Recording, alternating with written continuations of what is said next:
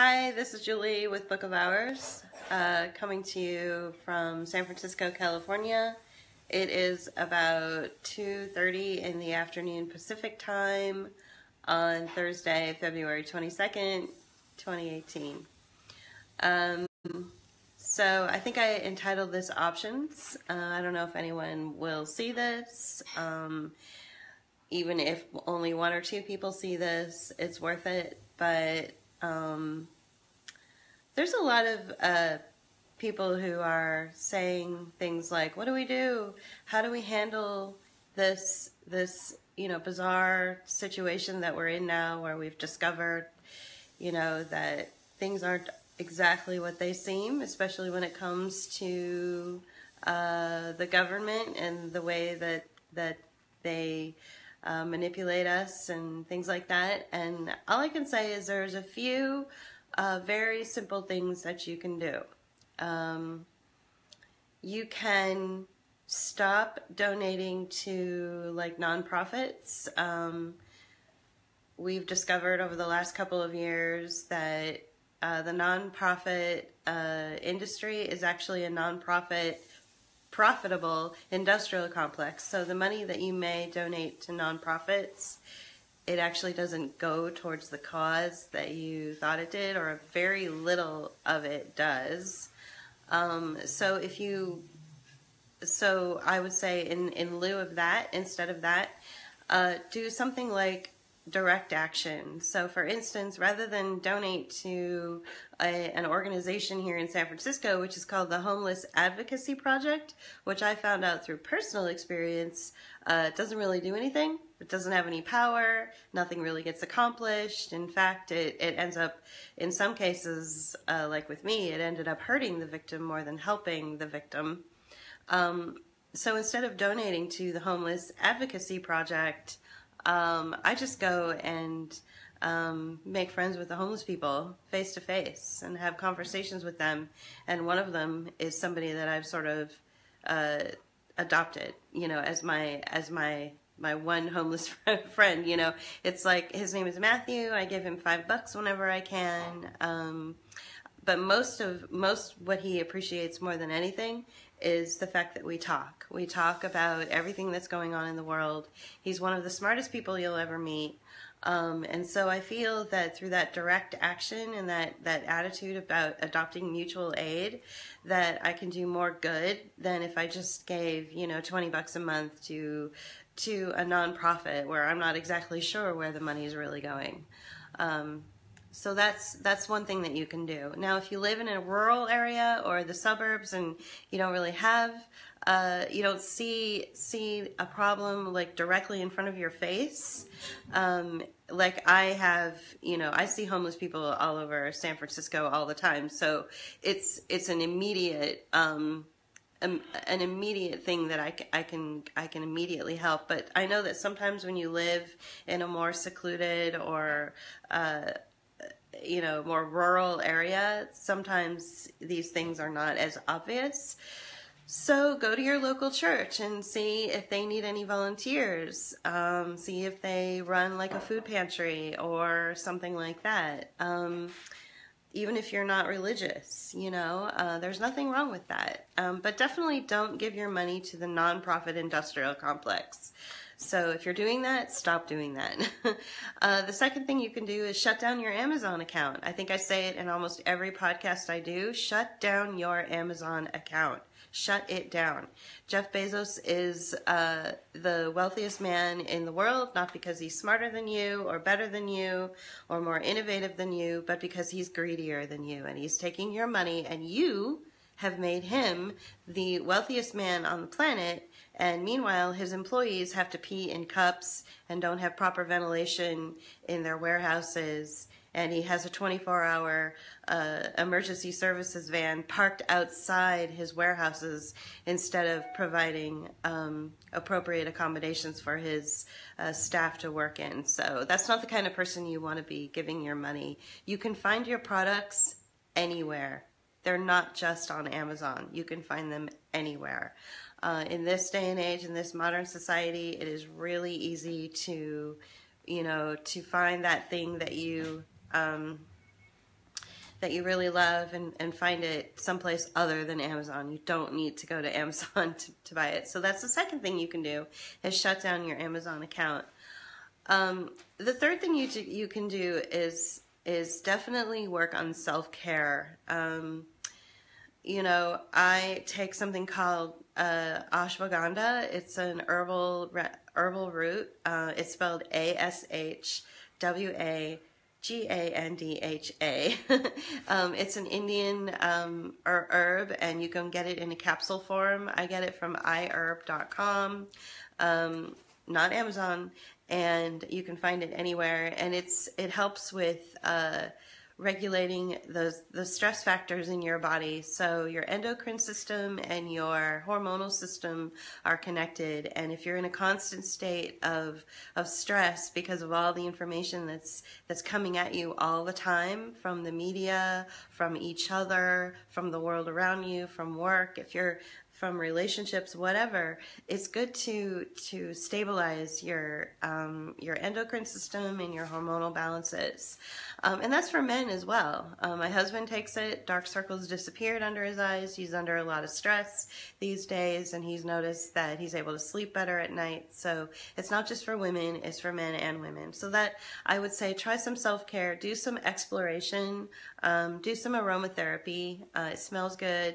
I would go with wild orange. It's a really bright citrusy scent that tends to break through any if you're feeling a little cloudy in your head, if you have what I call sometimes fog brain, just, you know, get a preferably a purified, certified pure essential oil, but if you can't afford it, then just get something that smells like wild orange and breathe it in, and if you can, diffuse it in an aromatic diffuser, and stay away from candles unless they're pure beeswax or soy candles, but a lot of candles have fillers in them.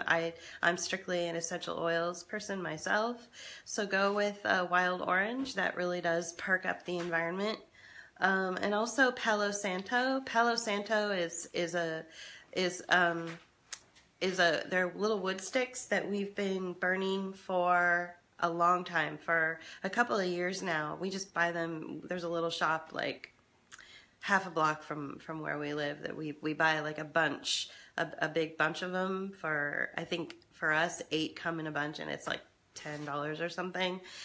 But you burn that, and it's a really sweet smelling, really aromatic, woodsy smell, and it's really good for like after cooking.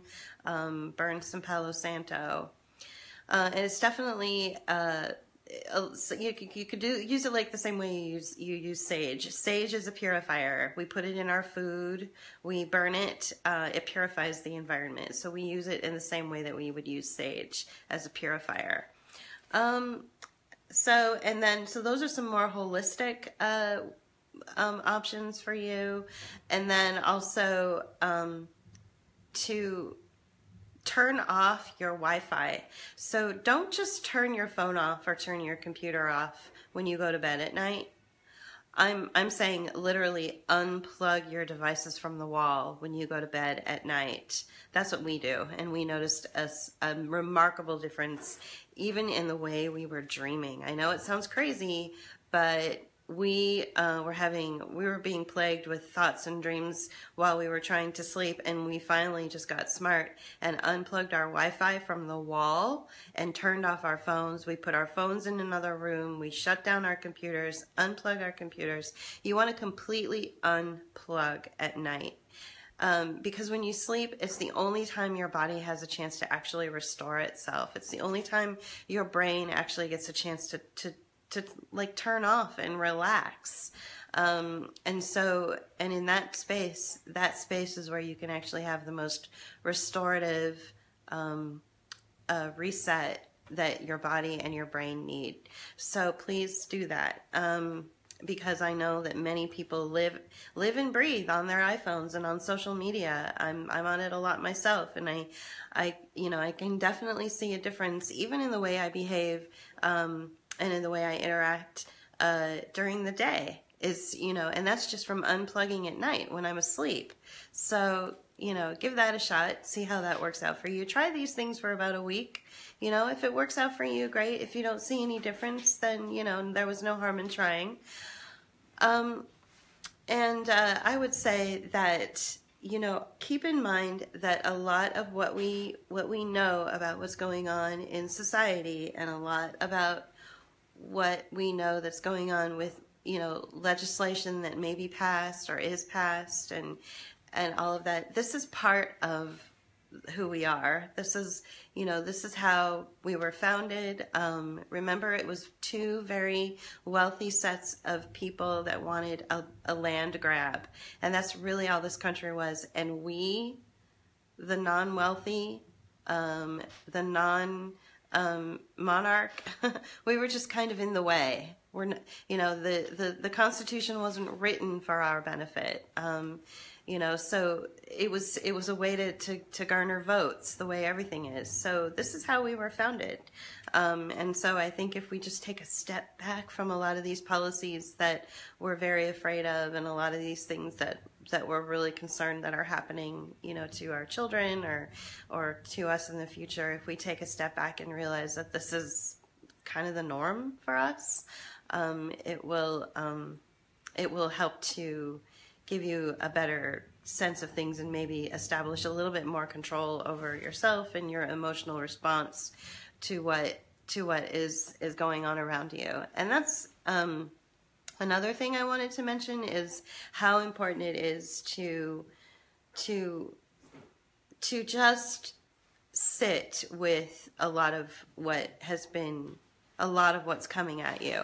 Americans are told their entire life that if you don't act and if you don't do something, then there's something wrong with you, that you always have to work really hard and stay busy all the time, and never actually sit down and contemplate and do some self-reflection and some self-analysis, but just, busy react, and react to everything, and just run around like crazy people, trying to fix the world and fix the universe and fix the country and fix your neighbors and fix your friends and all this stuff. And it's just, we're at this moment in our nation where everybody's kind of waking up to what's really going on. It doesn't matter if you're a Donald Trump fan. It doesn't matter if you voted for the flying spaghetti monster. It really doesn't matter. Everybody is on the same page as far as how, we're all being affected the same way with how these, with what's happening. And this has been going on forever. This has been going on since before I was born. So this isn't anything new. And so I think what we need to do is just sit with it for a minute and contemplate what it means, and reset ourselves, and work on ourselves, and get healthy in our own lives, and work on our bodies and our minds.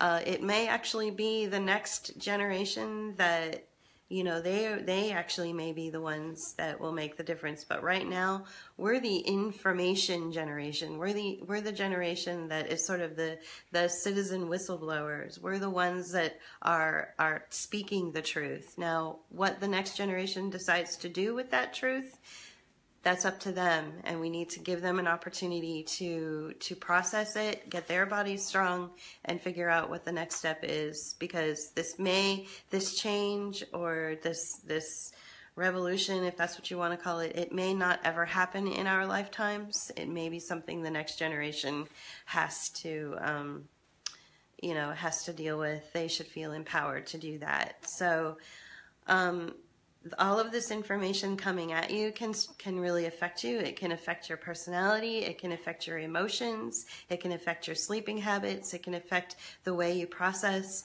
the food you eat. Your cortisol levels will spike, which affects your glycerin levels, and high glycerin levels means that you're more susceptible to diabetes. So everything in your body is connected, and the information that is